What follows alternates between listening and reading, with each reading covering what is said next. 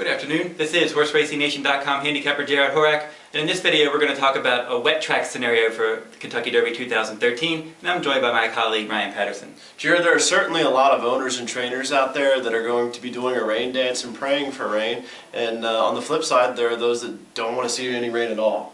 That is true. It's My Lucky Day and Vijack are two horses. They have wet track experience, so both of them had nice victories on wet tracks. So maybe their connections won't be too upset. Right, it's always nice when you have a horse that's already done something and he isn't trying to do it for the first time, and that's something that those horses aren't going to have to worry about for sure.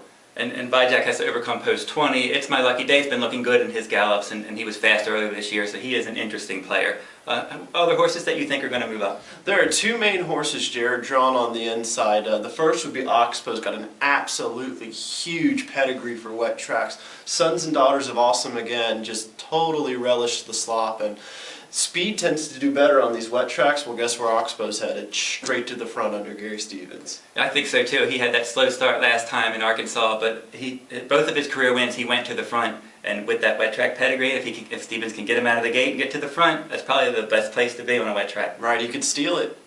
How about some other horses maybe that you think could move forward, or horses that it won't help at all? Well, you know, a horse I haven't really been high on this entire time, I don't dislike him, but I don't love him either, is your top pick, Revolutionary. But if the track comes up sloppy or muddy, wow, he's going way up. We all remember his sire, Warpass, splashed home to a huge win in the Breeders' Cup Juvenile a few years ago.